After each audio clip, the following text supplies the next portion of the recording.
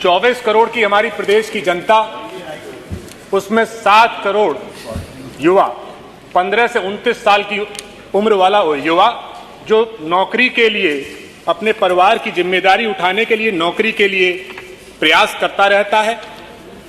बचपन में कहा जाता था कि पढ़ोगे लिखोगे तो बनोगे नवाब, या और यह भी कहा जाता था कि पढ़ाई कभी खराब नहीं जाती या बेकार नहीं जाती।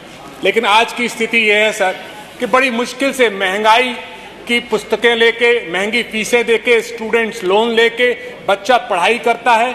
उसके माँ बाप बड़े अपना सर्वस्व न्यौछावर करके बच्चे को पढ़ाते हैं, और जब वो पढ़ाई करके स्कूल में जाता है और उसके बाद ग्रेजुएट कोर्सेज में जाता है तो होता क्या है सर, ये सरकार क्या करती है कि यूनिवर्सिटी एंट्रेंस टेस्ट का पेपर लीक हो जाता है, 12th के बायो मैथ साइंस का पेपर लीक हो जाता है, राष्ट्रीय पात्रता परीक्षा का पेपर लीक होता है, जेईई मेन एग्जाम का पेपर लीक होता है, नीट का पेपर लीक होता है, कॉमन मैनेजमेंट एडमिशन टेस्ट का पेपर लीक होता है, होटल मैनेजमेंट का पेपर लीक होता है, फार्मेसी टेस्ट, एप्टीट्यूड टेस्ट का पेपर लीक होता है, पीएचडी का पेपर लीक होता है, यूपी बोर्ड इंग्लिश पेपर का 2022 का पेपर लीक होता है, बीएड परीक्षा 2021 लीक हो जाती है। इतनी पढ़ाई के बाद जब पेपर देने जाता है तो पेपर लीक हो जाता है। उसकी मानसिकता, उसके मानसिक पे कितना दबाव आता होगा सर, ये आप समझ सकते हैं। उसके बावजूद हर साल 16 लाख नौजवान ग्रेजुएट होता है, पीएचडी करता है, एमफिल करता है, पोस्ट ग्रेजुएट 2.5 लाख करता है, अंडर ग्रेजुएट 13 लाख करता है, डिप्लोमा करता है, पीजी डिप्लोमा करता है और वेरियस सर्टिफिकेट पाता है, और 1 करोड़ लेबर फोर्स में आता है सर।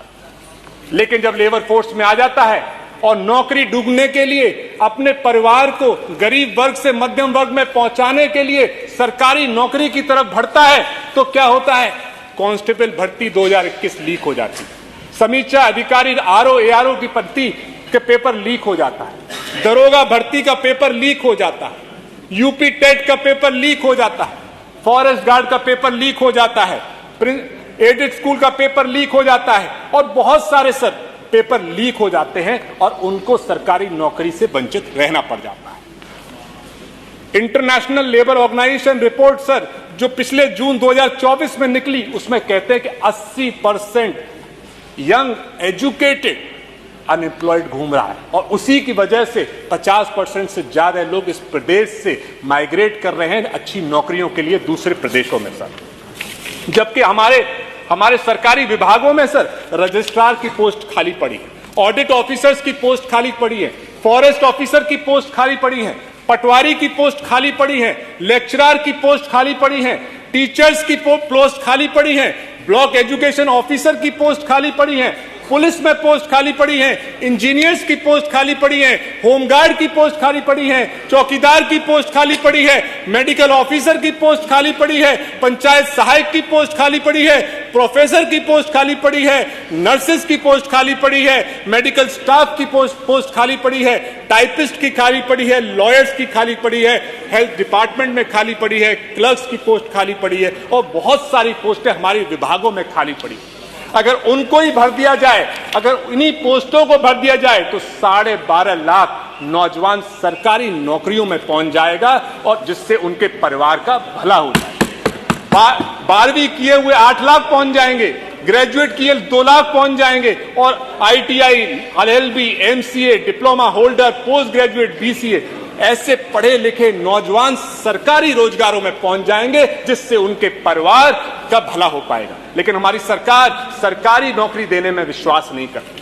सरकार उनकी मजबूरी का फायदा उठा के, उनकी बेबसी का फायदा उठा के, उनकी परेशानियों का फायदा उठा के, संवैधानिक अधिकार को छीन के उनको आउटसोर्सिंग की तरफ झलक भेज देती है। वही आउटसोर्सिंग, वही संविदा के काम जहां पे चौकीदार को 2000 रुपए मिलते हैं, जहां पे पंचायत सहायक को 6000 रुपए मिलते हैं, जहां आशा बहनों को 3500 रुपए मिलते हैं, जहां ऐसी नौकरियों में 5, 6,000, 10,000 रुपए में लोगों को मजबूरन काम करना पड़ता है, उससे उनके परिवार का भला नहीं हो सकता, उससे उनका परिवार गरीबी वर्ग से उठकर मध्यम वर्ग में नहीं आ सकता सर।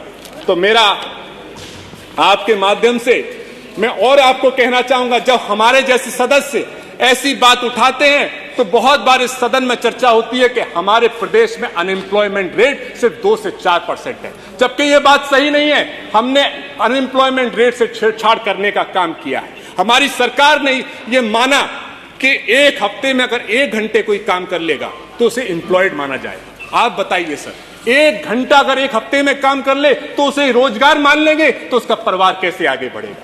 1 साल में अगर 30 दिन कोई काम कर लेगा तो उसको एम्प्लॉयड मान लिया जाएगा। ऐसे आंकड़े बनाकर सर हम लोग अनएम्प्लॉयमेंट को कम करने का काम कर रहे हैं और नौजवानों के जिंदगी से खिलवाड़ करने का हम लोग काम कर रहे हैं सर। जबकि रियल एम्प्लॉयमेंट क्या है सर?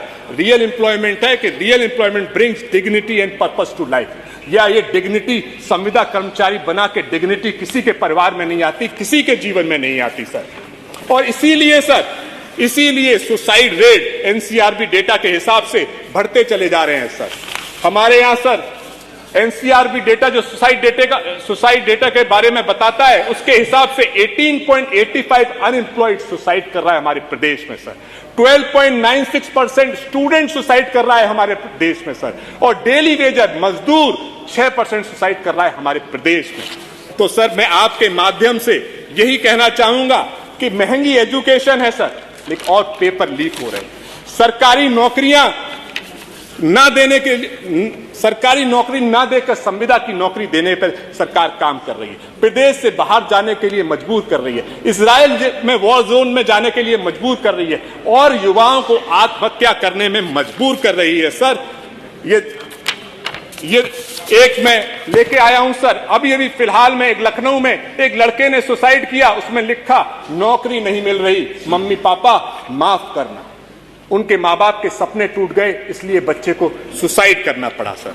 तो मैं आदरणीय गोपाल दास नीरज जी की युवा की पुकार की कविता से अपनी बात खत्म करता हूं सर। ए सरकार, ए जमाने जवाब दो, मेरे सपनों का हिसाब दो। मेहनत की है दिन रात बहुत, अब तो कोई सौगात दो।